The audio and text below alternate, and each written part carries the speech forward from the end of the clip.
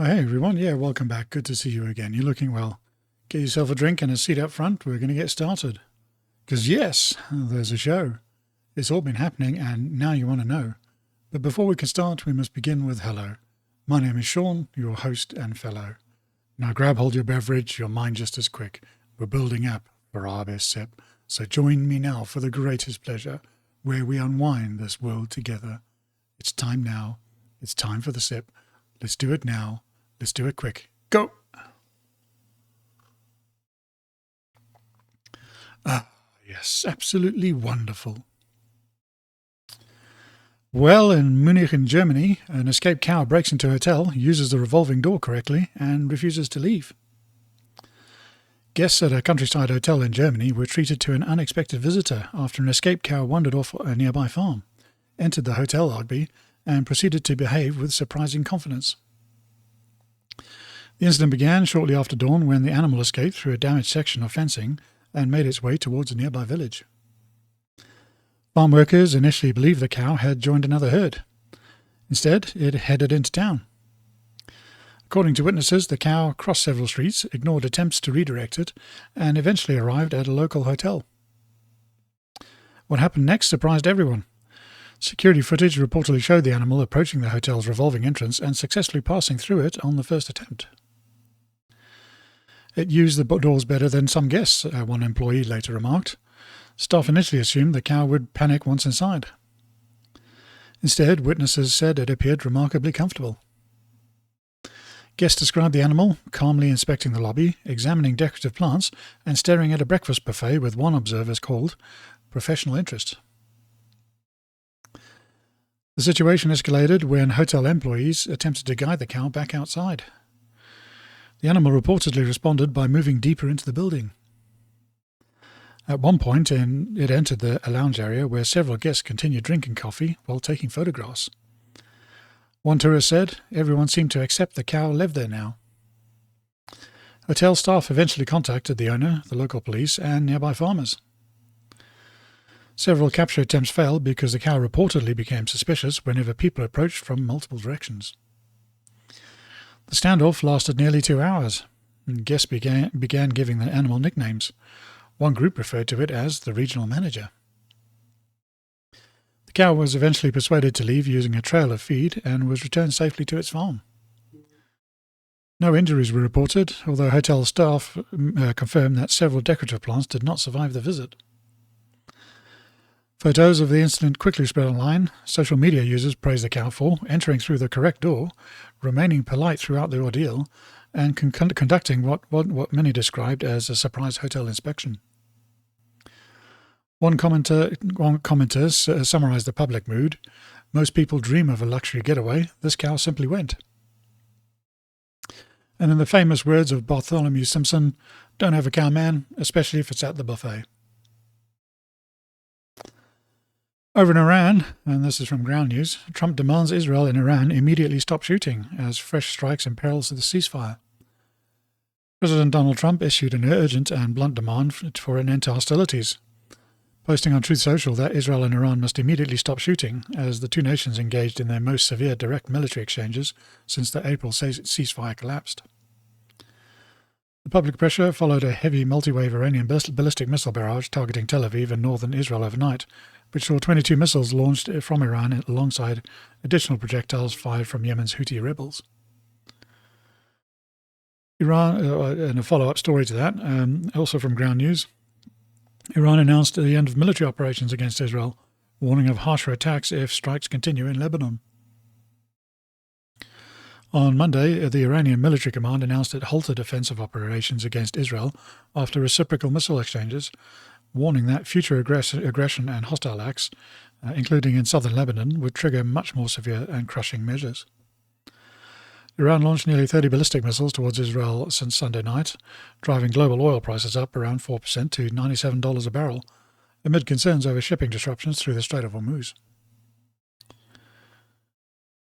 I spoke a little bit about this yesterday, and it did look like the tit for tat was getting more and more severe. So it's good that Trump has sort of laid the law down again, and it seems that both of them are complying at the moment, but we'll see how long that lasts. Meanwhile, over in the UK, PM Starmer set to ban harmful social media for under 16s. Prime Minister Keir Starmer plans to ban harmful social media use for children under 16 to protect them from harmful content, with an announcement expected soon after a nationwide consultation. Guidance for parents on suitable screen time and appropriate ages for children to have smartphones will be introduced following a separate consultation. We've seen and heard this kind of stuff before. You have to protect the children by banning social media. Could it be that they want some method of being able to strong-arm social media companies, especially those that allow full and free discourse online? The UK government in particular has made more arrests over social media posts that they don't like than pretty much any other nation combined at this point. And it seems people want to prioritise hurty words over physical violence and actual crimes. The UK government has made increasing demands for censorship, especially on free speech platforms like X. And with access to social media, kids are becoming increasingly conservative. They're seeing just how crazy the left is before they actually get to political age, which is affecting which way they'll naturally vote. Overwhelmingly, young adults would normally vote Labour, which is one of the reasons they dropped the voting age to 16. So they can't have those potential voters now being influenced to vote for right-leaning parties. That really wouldn't do. So, they've been looking at ways to try and control and affect bans on social media, and this just seems another avenue for that. And still in the UK with ground news, Starmer says that tech firms must stop children sending and receiving explicit images or face new laws. Prime Minister Sir Keir Starmer issued an ultimatum at London Tech Week requiring tech companies to implement device-level controls preventing children from sending or receiving sexually explicit images within 3 months or face legislation, fines or criminal liability for bosses. There you go again, basically. Not only do they want to control what you see online, they also want to control what you see on your own devices too. The argument is always that it is to save the children, which is just a Trojan horse that your own dystopian future will be created from. There's always a reason for these things, and they always go to the most compelling and emotional ones. And the children is an easy go-to for them.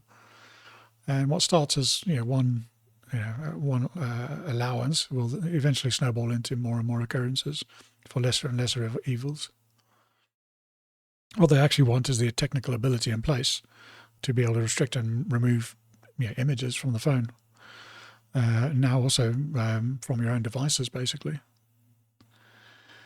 With just one small change, then they could make you stop seeing any extremist promotional photos of political rivals, for example. You stop seeing adverts for political protests, because they don't want to encourage more protests, do they? Anything that the government doesn't like. And Starmer is just demanding this from the tech companies, without even passing legislation. It's quite amazing that he's threatening fines. If there's no law to apply a fine, this should be something that's legislated for. And 3 months is not a long time to roll out new features in the tech world. It's quite a short period of time. Basically, there is a lot of checks and balances that need to go through in software to make sure that things are okay with this sort of stuff. But maybe he wants it to happen before people oust him from his position. But I think with the backlash that tech companies have been seeing over DEI and how they were suppressing everybody's speech, especially during the dark years of the tech oppression, this would not go down well at all. Over on the BBC, a man has been taken to hospital with serious injuries following a stabbing in North Belfast. One man has been arrested and remains in custody.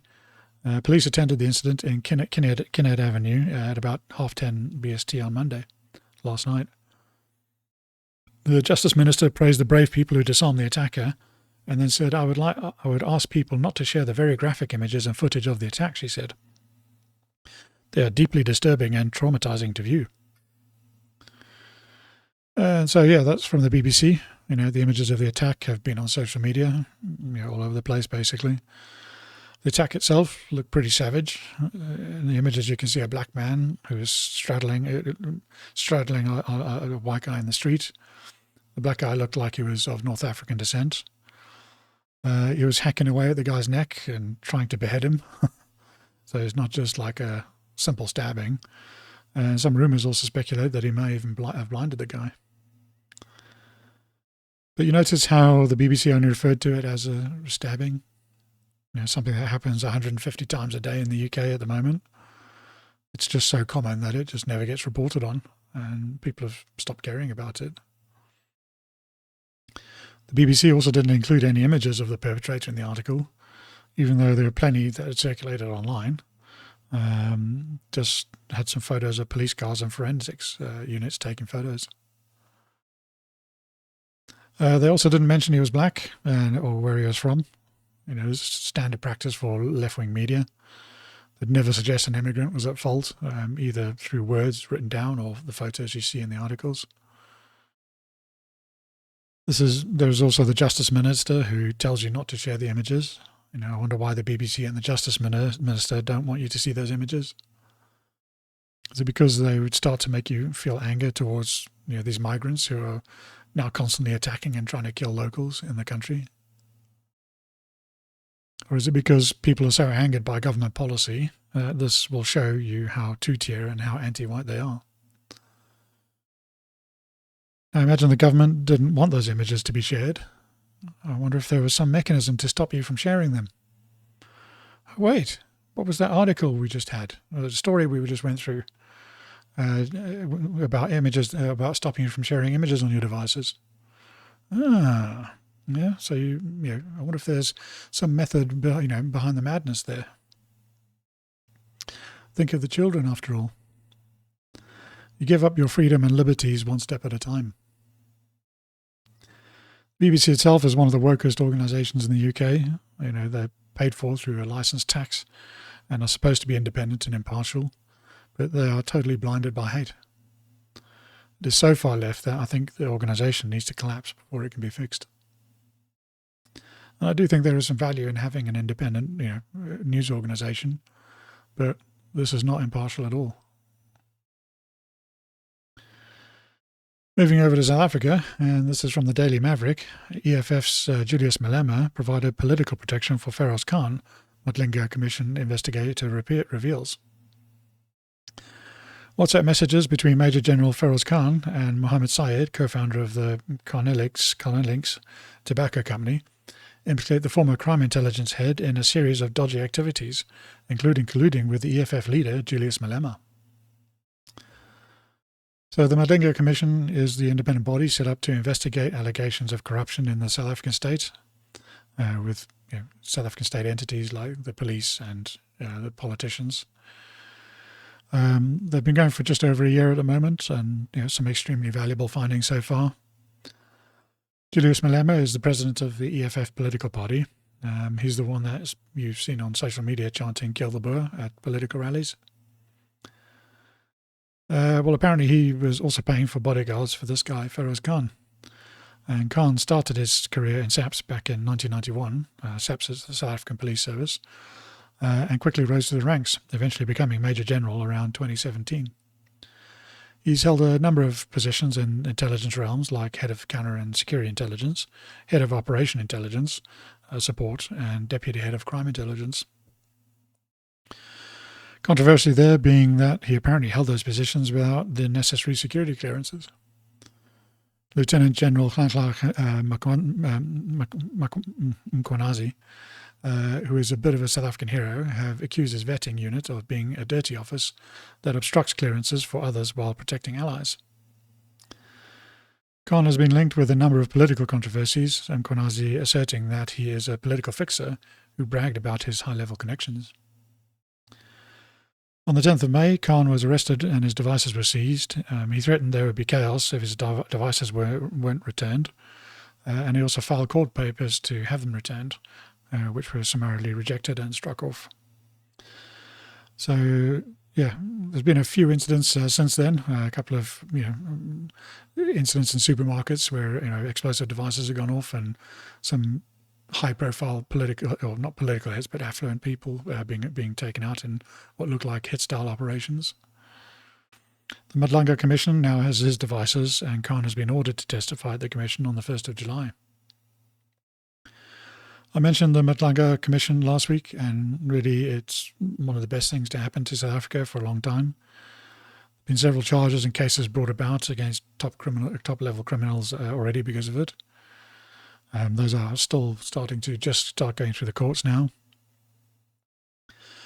The Commission itself is only funded until the 31st of August at a cost of 150 million rand. It is quite a lot of money for a South African, but really the work these guys are doing is probably one of the most important things that could repair the damage that crime and corruption has done to South Africa.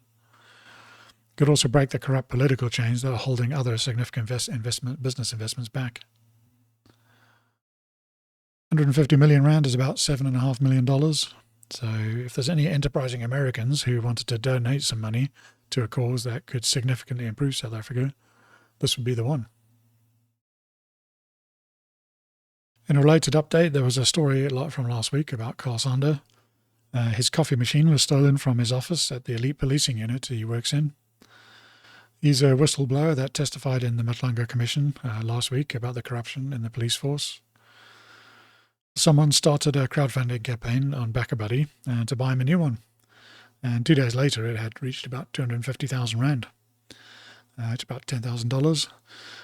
Well, now a week later, it's, well, not 10,000, maybe 15, 16,000. Well, now a week later, it's sitting at 671,000 or about $40,000. So that's going to buy a serious coffee machine.